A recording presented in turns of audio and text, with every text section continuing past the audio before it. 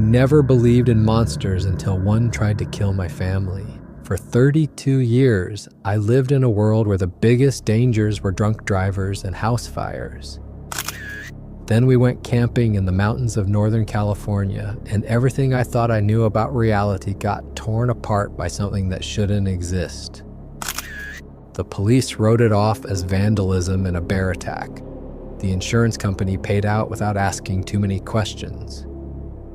But I know what really happened out there, and it's taken me 8 months to work up the courage to tell anyone about it. We thought we were just going on a simple camping trip. My wife had been stressed from work, our 6-month-old baby wasn't sleeping well, and we figured a few days in nature would help us reset. I'd been researching campgrounds online and found this place called Pine Ridge RV Park about 4 hours north of the city. The reviews were decent, the price was right, and it looked perfect for families. What caught my attention was that it had proper RV hookups, but was still remote enough to feel like real wilderness. The RV we took belonged to my father-in-law. He'd built the thing himself back in the 80s, and let me tell you, it was a fortress on wheels. The old man had always been paranoid about break-ins and vandalism, so he'd reinforced everything. The exterior walls were double-thick aluminum with steel plating in key areas. All the windows had custom welded bars that looked decorative but were actually functional. The door was solid steel with 3 deadbolts. Most people thought it was overkill, but my wife's dad had insisted that if you're going to be out in the middle of nowhere, you need to be prepared for anything. Looking back at what happened that day to us, I am thankful he prepared the RV this way. It saved our lives. Anyway, we loaded up on a Thursday morning in late July.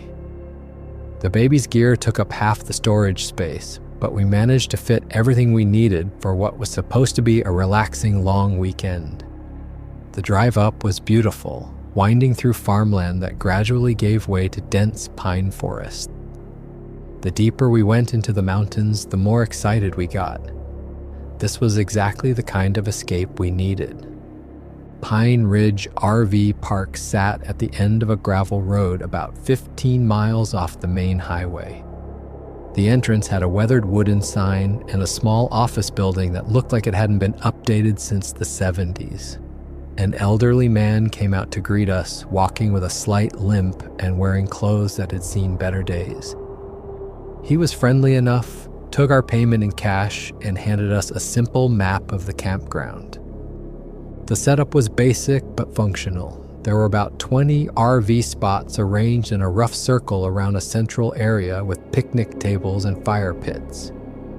Each spot had electrical and water hookups, and the whole place was surrounded by towering pine trees that must have been hundreds of years old. What struck us as odd was that we seemed to be the only guests. All the other spots were empty. When I asked the old man about it, he just shrugged and said business had been slow lately. He mentioned that most people preferred the bigger campgrounds closer to the main roads, the ones with swimming pools and mini golf. This place was for people who really wanted to get away from it all. That sounded perfect to us. We picked a spot near the back of the campground, close to where the maintained area met the wild forest. The trees there were massive, creating a natural wall of green that blocked out most of the afternoon sun. It felt private and peaceful. We got the RV set up, plugged into the electrical hookup, and connected the water line. Everything worked perfectly. The first day was exactly what we had hoped for. The baby napped better than she had in weeks, probably because of the fresh mountain air and the absence of city noise. My wife and I took turns exploring the area around our campsite while the other watched the baby. There were well-maintained trails leading into the forest, and we found a small creek about a quarter mile from our spot where the water ran clear and cold over smooth rocks. That evening, we built a fire in the pit and cooked hot dogs and marshmallows. The stars were incredible, brighter than anything we ever saw in the city. The only sounds were the crackling of the fire, the distant hoot of an owl, and the gentle rustle of wind through the pine needles. We went to bed that night feeling more relaxed than we had in months.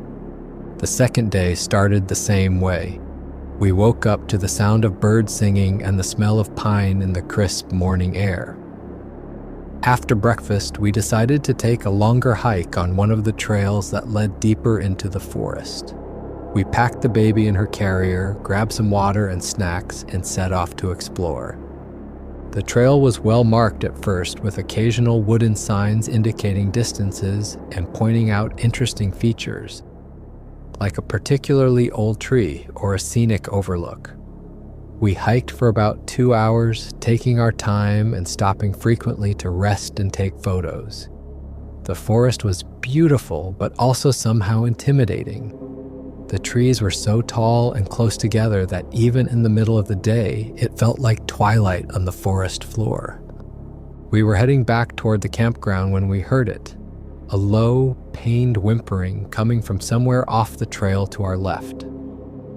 At first we thought it might be a dog that had gotten lost, but as we got closer, we realized it was coming from something much larger. We pushed through some undergrowth and found ourselves at the edge of a small clearing. There, lying on its side near a fallen log, was a wolf. Even from a distance of about 30 feet, we could tell it was badly injured. It was a big animal, probably weighing close to 100 pounds, with gray and black fur that was matted with dirt and what looked like dried blood.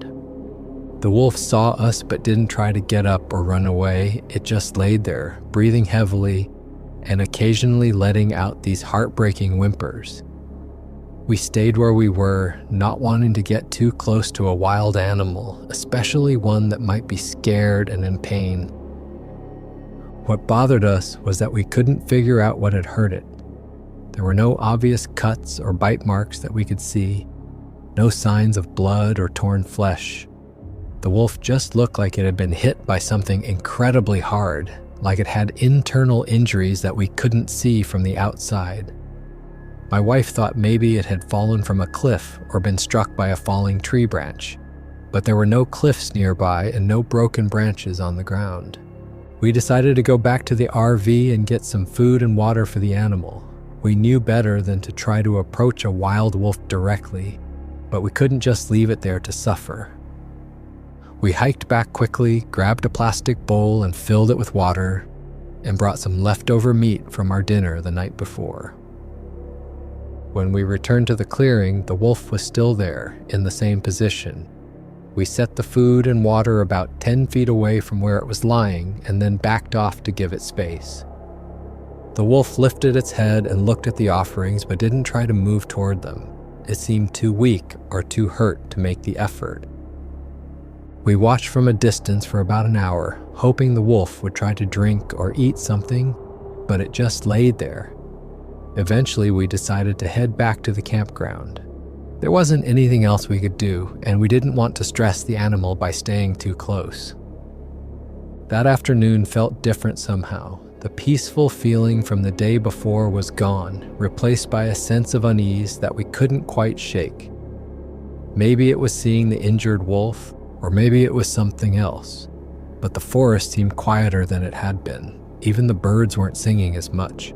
We tried to distract ourselves by playing cards and reading while the baby napped, but both of us kept glancing toward the tree line. As evening approached, we decided to check on the wolf one more time before dark. We hiked back to the clearing, but the animal was still in the same spot, still breathing, but clearly getting weaker. We were walking back to the campground as the sun was setting when we heard the first scream. It came from deep in the forest, probably a mile or more away from where we were. But even at that distance, it was loud enough to make us stop dead in our tracks. It wasn't like anything I'd ever heard before. It started low, almost like a moan, then rose to a high-pitched shriek that seemed to go on forever before trailing off into silence. My wife grabbed my arm. We stood there listening, waiting to see if we'd hear it again. The forest around us had gone completely silent. No birds, no insects, no rustling in the underbrush. Even the wind seemed to have stopped. After about 5 minutes, we heard it again. Closer this time, maybe half a mile away. It was definitely coming from the direction of the clearing where we'd found the injured wolf. The sound was so unnatural, so wrong, that it made the hair on the back of my neck stand up. We hurried back to the RV as fast as we could without running. The baby had woken up and was fussing, picking up on our anxiety. We got inside and locked the door, then sat there in the growing darkness, listening. For the next hour, we heard the screaming intermittently. Sometimes it sounded far away, sometimes closer. It was impossible to tell exactly where it was coming from because of how the sound echoed through the trees, but it seemed to be moving, circling around the area near our campground. As full darkness fell, we heard something else. Footsteps, heavy, deliberate footsteps moving through the forest. They were too loud and too spaced out to be from a normal person. Each step seemed to shake the ground slightly, and we could hear branches breaking as whatever it was pushed through the underbrush. We turned off all the lights in the RV and peered out through the window blinds.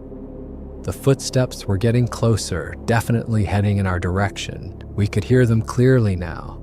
A steady rhythm of massive steps accompanied by the sound of vegetation being crushed and pushed aside.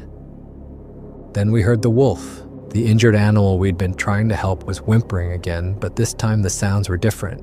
More panicked, more desperate. Through the thin slats of the window blinds, we could just barely make out the edge of the clearing where we'd found it earlier. The wolf was trying to get up, struggling to stand despite its injuries. It was clearly terrified of whatever was approaching. The footsteps got closer and closer. We could hear them clearly now, each one landing with a wet thump on the forest floor. The wolf's whimpering got more frantic as whatever was making those sounds drew near. Then suddenly, the whimpering stopped. There was a loud thump, like something heavy hitting the ground hard. Then silence. We crouched there in the dark, holding our breath, waiting. The baby had fallen back asleep, thank God, because we needed to stay absolutely quiet. After what felt like hours, but was probably only minutes, we heard the footsteps again. This time they were moving away from the clearing and toward our campground. Each step seemed to take forever. We could track the creature's progress by the sound of its massive feet hitting the ground and the occasional crack of a branch being stepped on or pushed aside. It was definitely heading straight for us. The footsteps stopped about 50 feet from our RV. We sat there in the darkness, barely breathing, waiting to see what would happen next. The forest was so quiet that we could hear our own heartbeats. Then, without warning, something slammed into the side of our RV with tremendous force. The entire vehicle rocked from side to side. Our dishes rattled in the cabinets, and I could hear the suspension creaking under the impact. Before we could even process what was happening, another blow landed, this one on the door. Bang! The door held, but the force of the impact was incredible.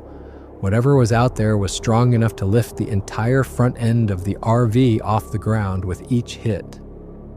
The steel door that my father-in-law had installed was holding, but we could hear the metal groaning under the strain. Bang, bang, 3 more hits in rapid succession, each one harder than the last. The baby woke up and started crying. My wife picked her up and held her close, trying to muffle the sound. We were both terrified that the crying would make whatever was out there even more aggressive. Then the hitting stopped. We waited in the darkness, listening. We could hear something moving around outside the RV, circling it slowly. Occasionally there would be a soft thump as it touched or tested different parts of the exterior, like it was trying to find a weak point. Then we heard a new sound, a scraping, grinding noise, like metal being dragged across concrete. It started at the back of the RV and moved slowly along the side toward the front. 4 distinct scrapes, evenly spaced, each one lasting several seconds. After that, everything went quiet again. We stayed awake all night, taking turns keeping watch while the other tried to rest. Every small sound made us jump. Every rustle in the trees outside made us wonder if it was coming back. But as the hours passed and nothing else happened, We started to hope that maybe whatever it was had moved on. When the first light of dawn started filtering through the window blinds, I decided I needed to see what had happened outside. Against my wife's protests, I unlocked the door and stepped out of the RV. The first thing I noticed was the silence. The forest was still unnaturally quiet, like all the wildlife had fled the area. But what really got my attention was the damage to our RV. The 4 scraping sounds we'd heard during the night had been our tires being slashed. All 4 of them were completely flat, with deep gashes that looked like they'd been made by something incredibly sharp. The cuts were too clean to have been made by claws, and too deep to have been made by any normal tool.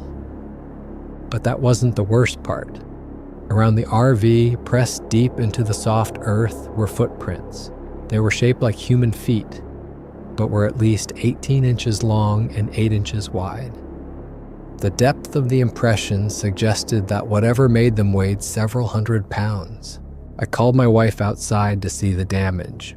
We stood there looking at our disabled RV and the impossible footprints, trying to figure out what to do. We had no cell phone signal this deep in the mountains, and with the tires slashed, we couldn't drive out. The nearest town was 15 miles away on foot through dense forest, and we had a 6-month-old baby with us. We were discussing our options when we heard the bushes at the edge of the campground start to move. At first, it was just a slight rustling, like a small animal moving through the underbrush. But then it got louder and more violent. Branches were snapping, and we could see the tops of small trees swaying back and forth as something large pushed through them. Then we heard the footsteps again, the same heavy, deliberate rhythm we'd heard the night before, but this time they were coming fast. Whatever was out there was running toward us. And then we heard the scream. It was the same inhuman shriek we'd heard the night before, but much louder and much closer. It was a sound of pure rage and aggression, like nothing I'd ever heard from any animal. It seemed to go on forever, echoing through the trees and making our ears ring. We ran for the RV. My wife got there first and yanked the door open. I was right behind her, and we both dove inside just as we caught our first clear glimpse of what was chasing us. It was walking upright like a human, but it was massive. At least 8 feet tall, maybe 9, with shoulders that looked like they belonged on a grizzly bear. Its entire body was covered in dark brown hair that was matted and tangled. Its arms were disproportionately long, hanging down almost to its knees, and its hands looked more like oversized human hands than paws or claws.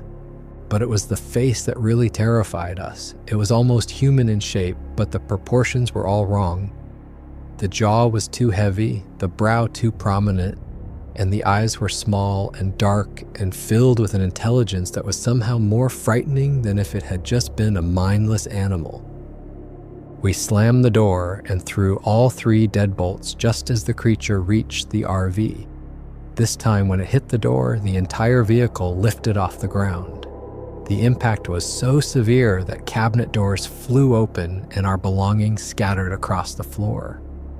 The baby was screaming now, terrified by the noise and the violent rocking motion. My wife held her tight, trying to calm her down, but it was impossible with the creature outside literally trying to tear our shelter apart. Bang, bang. Each hit was harder than the ones the night before. We could see the door starting to bend inward despite the steel reinforcement. The frame around it was beginning to crack, and we realized that our fortress wasn't going to hold much longer. That's when I came up with the plan. Our RV had a feature that most people didn't know about. My paranoid father-in-law had installed a trap door in the floor, originally designed as an escape route in case of fire. It opened directly onto the ground beneath the vehicle, and from there you could crawl to either side without being seen from the outside. I explained the plan to my wife quickly. I would stay inside and make noise to keep the creature focused on the door, while she and the baby escaped through the trap door and made their way to the tree line on the far side of the campground. Once they were safely hidden in the forest, I would try to escape the same way. She didn't want to leave me, but we both knew it was our only chance. If that door gave way, we'd all be trapped inside with that thing. I helped her strap the baby carrier tightly to her chest, making sure the baby was secure. Then I showed her how to open the trap door and reminded her to move slowly and quietly once she was outside. As she prepared to leave, I started making as much noise as possible. I banged on the walls, shouted at the creature, and kicked the interior of the door. I wanted its complete attention focused on me and the sounds I was making. The plan worked. The creature's attacks became even more focused and violent, all of them directed at the door where the noise was coming from. While it was distracted, my wife opened the trap door and lowered herself and the baby through the opening. I watched through a small window as she crawled out from under the RV on the side opposite from where the creature was attacking. She moved slowly and carefully, staying low to the ground. The baby, thankfully, had stopped crying and seemed to be sleeping despite all the commotion. She made it to the tree line without being detected. Now it was my turn. I needed to create enough noise to mask my own escape while also distracting the creature long enough to get away. I remembered that we had a portable radio with us, one of those battery-powered units that could play pretty loud. I found it in one of the cabinets, tuned it to a station that was playing heavy metal music, and turned the volume all the way up. The sudden blast of loud rock music seemed to confuse and anger the creature even more. Its attacks on the door became frenzied, and I could hear it screaming over the sound of the music. While it was focused on this new source of noise, I opened the trap door and slipped through. The space under the RV was cramped and dark, but I managed to crawl to the far side without making too much noise. The loud music covered any sounds I might have made. I emerged from under the RV and immediately started moving toward the tree line where my wife and baby were waiting. Behind me, I could still hear the creature attacking the door and screaming in rage. The music was still blasting, which I hoped would keep it distracted for at least a few more minutes. I found my wife and baby hidden behind a cluster of large pine trees about 50 yards from our campsite. The baby was awake but calm, and my wife looked relieved to see me. We didn't dare speak above a whisper, but we communicated enough to agree on our next move. We needed to get as far away from the campground as possible and try to make it to the main road. From there, hopefully we could flag down a passing car or truck and get help. It was about 15 miles to the highway, but we had no choice but to try to walk it. We started moving deeper into the forest, staying parallel to the access road, but far enough into the trees that we wouldn't be visible from the campground. We moved slowly and carefully, stopping frequently to listen and make sure we weren't being followed. For the first hour, we could still hear the creature in the distance. Sometimes it sounded like it was still at our RV. Other times it seemed to be moving around the campground. But gradually, as we got farther away, the sounds faded until we couldn't hear them anymore. The forest during the day was completely different from what we'd experienced at night. Birds were singing again, and we occasionally saw squirrels and other small animals. The oppressive silence and sense of menace from the night before had lifted, but we still felt like we were being watched. We had been walking for about 3 hours when we heard something that made our blood run cold. From somewhere behind us, maybe a mile or two away, came that same inhuman scream. The creature had either discovered that we were gone or had picked up our trail. We picked up our pace as much as we could with a baby and limited supplies. The forest was dense, and we had to push through a lot of undergrowth and navigate around fallen trees and rocky areas. It was exhausting work, especially while carrying a 6-month-old and trying to stay quiet. Every few minutes we would stop and listen, trying to determine if the creature was getting closer. Sometimes we thought we could hear distant footsteps or the sound of branches breaking, but it was hard to tell if it was real or just our imagination. As the afternoon wore on, we began to recognize some landmarks from our drive-in. We were definitely heading in the right direction, and we estimated that we were maybe 5 or 6 miles from the main road. But we were also getting tired, and the baby was starting to get fussy. We found a small stream and stopped to rest and get some water. While we were there, we heard the scream again. It was definitely closer than before, maybe half a mile behind us. Whatever that thing was, it was following our trail. We pushed on, moving as fast as we could while still trying to stay quiet. The baby had started crying again, and we were worried that the sound would give away our position. My wife did her best to keep her calm, but there was only so much she could do under the circumstances. As evening approached, we could see the forest starting to thin out ahead of us. Through the trees, we caught glimpses of what looked like an open area, hopefully the valley where the main road ran. We were almost there. That's when we heard the footsteps again. They were close now, maybe a few hundred yards behind us. The same heavy, deliberate rhythm we'd heard at the campground, but this time they were moving fast. The creature was running through the forest, crashing through the underbrush without any attempt at stealth. We ran too, abandoning any pretense of staying quiet. We crashed through the remaining trees and burst out onto a grassy slope that led down to a 2-lane highway. The main road was right there, maybe 200 yards away. Behind us, we could hear the creature getting closer. The sound of breaking branches and heavy footsteps was getting louder by the second. We ran down the slope as fast as we could, my wife clutching the baby to her chest while I tried to keep them both from falling. We reached the road just as a large truck came around a bend. I ran into the middle of the highway, waving my arms frantically. The driver hit his brakes and came to a stop right in front of us. He was a middle-aged man with a graying beard, probably a local based on his accent. He took one look at our condition, dirt-covered and exhausted and carrying a baby, and immediately asked what was wrong. I started to explain, but my wife cut me off and just said we'd had trouble with our RV and needed a ride to the nearest town. The driver, whose name was Bill, didn't ask any more questions. He helped us into his cab and started driving toward town. As we pulled away, I looked back at the tree line where we'd emerged from the forest. For just a moment, I thought I saw a large, dark shape standing among the trees, watching us leave. But it might have been my imagination. Bill drove us to the sheriff's office in the nearest town, a small place called Cedar Falls. We told the deputies that our RV had broken down and that we'd had to hike out through the forest. We didn't mention the creature or what had really happened. Who would have believed us? But what happened next turned into its own nightmare, just a different kind.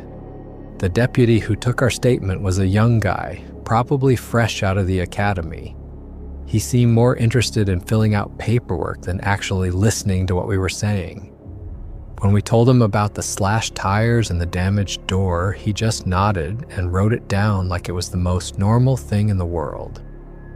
He asked us if we'd seen anyone else in the area, if we'd had any conflicts with other campers, if we'd noticed any suspicious vehicles. When we told him we'd been the only ones at the campground, he seemed confused. He called someone on his radio and spoke in low tones for a few minutes. When he came back, he told us that a detective would want to speak with us the next day after they had had a chance to examine the scene. He arranged for us to stay at a small motel in town, and we spent that night trying to process what had happened to us. Neither of us slept much. The baby was restless too, like she could sense our anxiety. Every time I started to drift off, I'd hear that scream echoing in my head. Or I'd think about those massive footprints pressed deep into the earth around our campsite. The next morning, Detective Sarah Martinez came to our motel room. She was a woman in her 40s with graying hair and tired eyes. The kind of cop who'd probably seen everything there was to see in a small mountain town. She listened to our story with a neutral expression, occasionally asking for clarification on details. When we finished, she was quiet for a long moment. Then she asked us to walk her through the timeline again, this time focusing on the exact sequence of events. She took detailed notes and asked about things we hadn't even thought were important, like what time we'd gone to bed the first night and whether we'd seen any other tire tracks at the campground.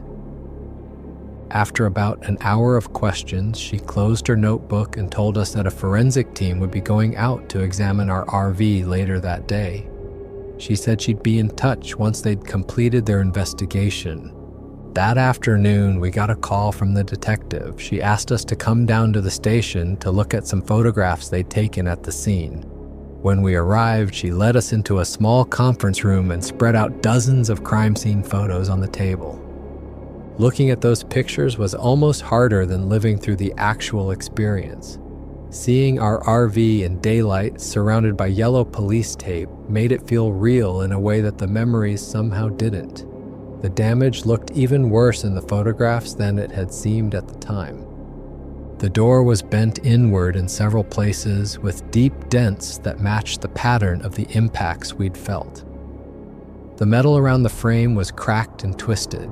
One of the windows had a spider web of fractures running through it, though the security bars had prevented it from breaking completely. But it was the tire damage that really got the attention of the investigators. All 4 tires hadn't just been slashed, they'd been systematically destroyed.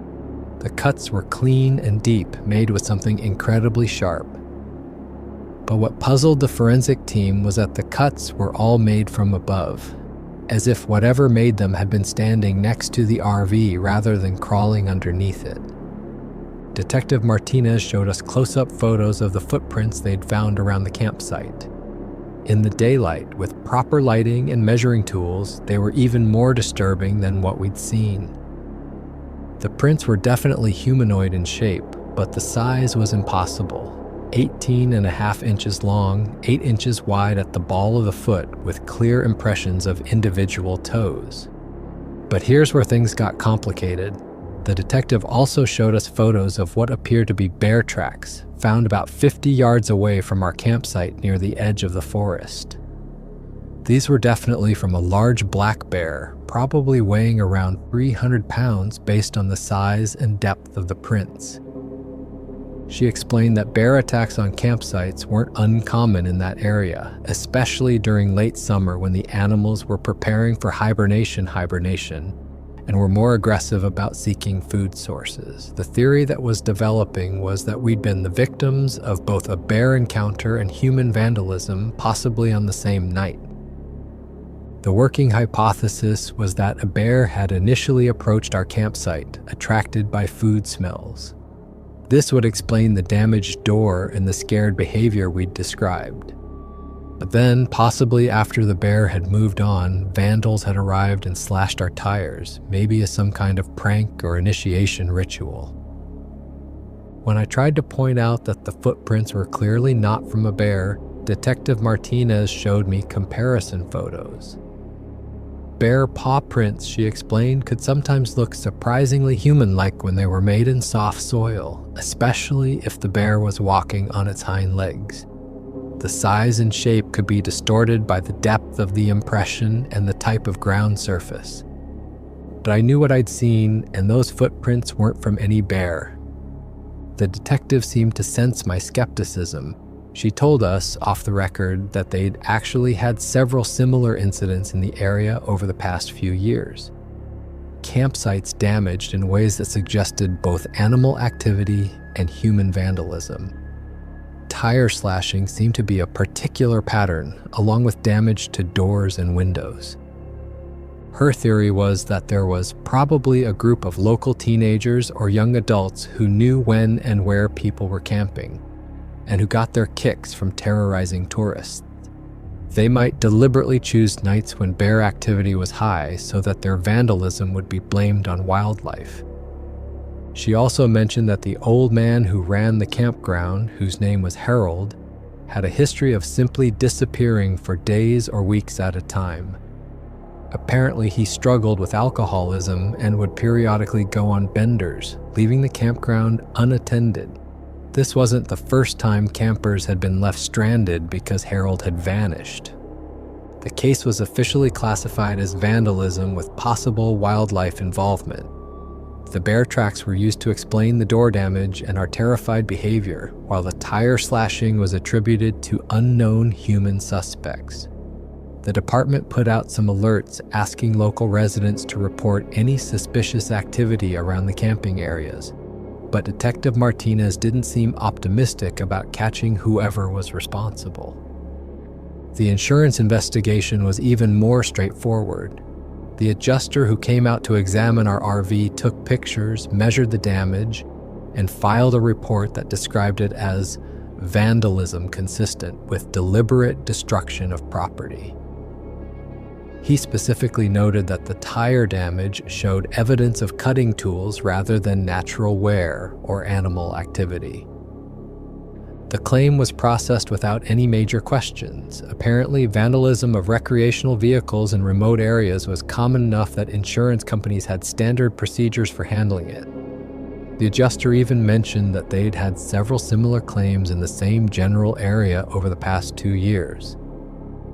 But there were details that didn't make it into any of the official reports. The forensic team found scratches on the exterior of our RV that were too high to have been made by a bear. These marks were about 9 feet off the ground, running along the roof line. In the official report, they were described as damage consistent with falling tree branches during high winds. They also found what appeared to be hair samples caught on some of the metal fixtures around the door. These were sent off for analysis, but the results came back as inconclusive and not matching any known animal species in the database. In the final report, this was explained as synthetic fibers, possibly from camping gear or clothing. Detective Martinez called us one more time about a week after our initial interview. She told us that they had decided to close the case due to lack of evidence and witnesses. She said that the department would continue to patrol the area more frequently and that they'd follow up on any new incidents that might be related. But then she said something that stuck with me. She mentioned that she'd been working in that area for almost 15 years and that there had always been stories about strange things happening in the deep forest, missing hikers, unusual animal behavior, campsites found destroyed with no clear explanation. She said that most of the time there were logical explanations for these incidents. People got lost because they were unprepared. Bears destroyed campsites because campers didn't properly secure their food. Equipment got damaged because people bought cheap gear that couldn't handle mountain weather.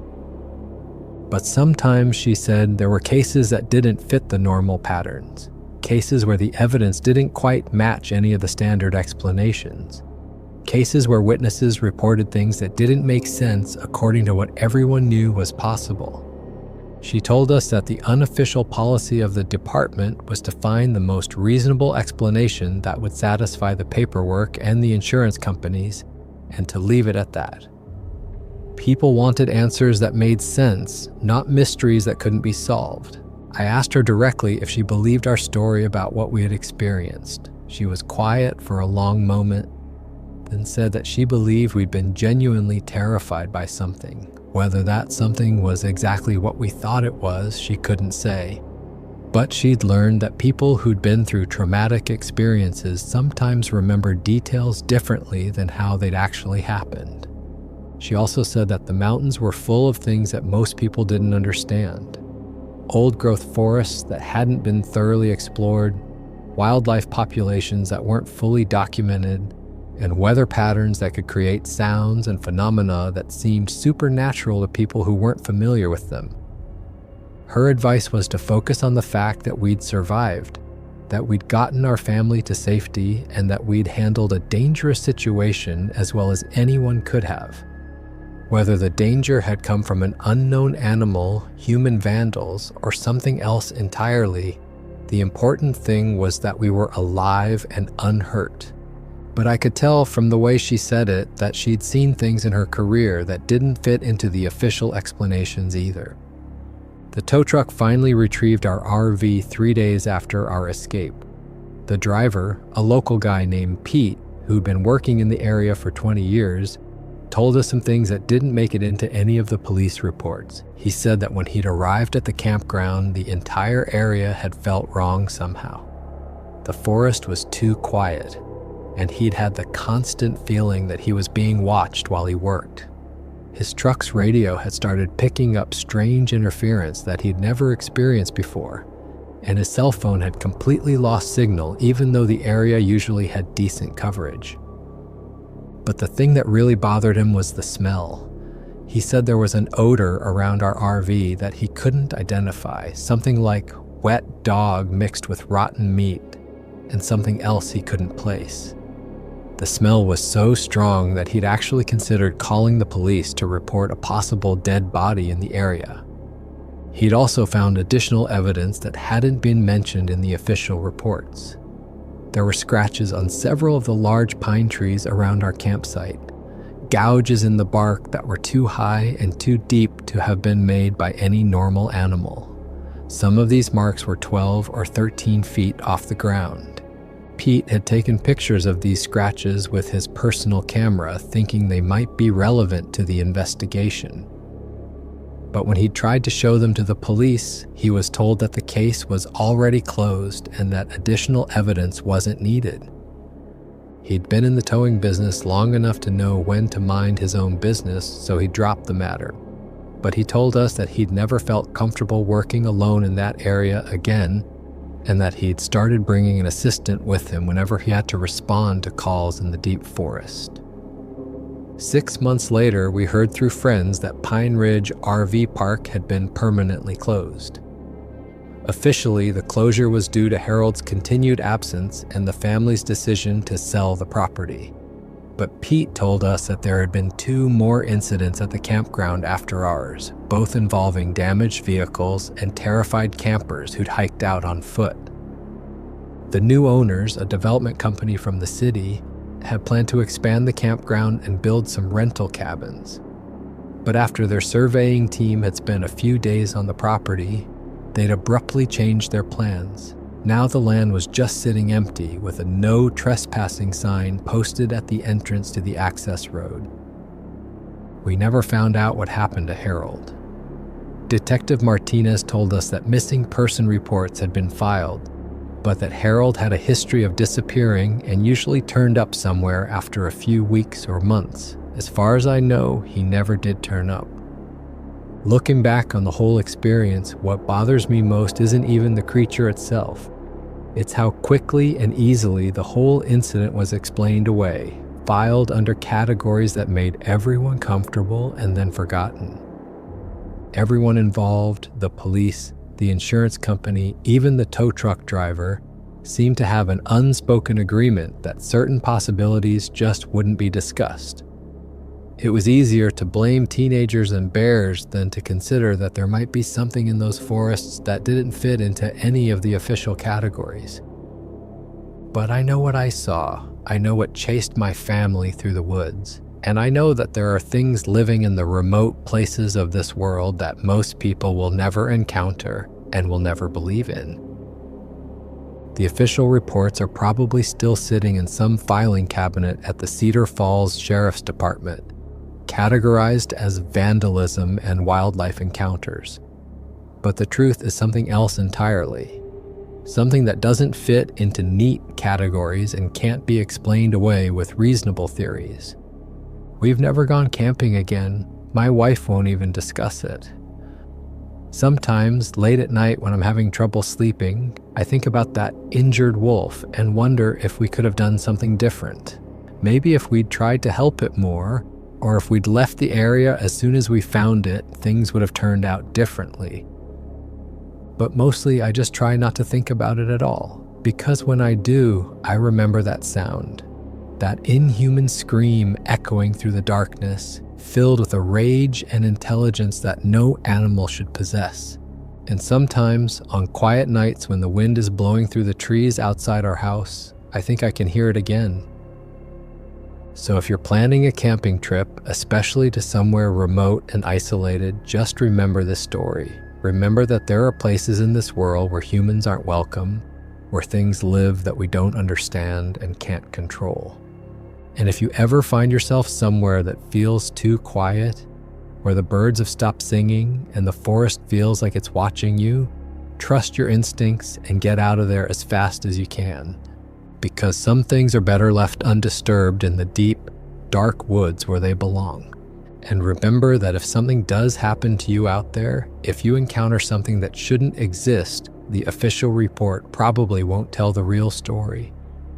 The truth will be buried under reasonable explanations and filed away where it can't make anyone uncomfortable.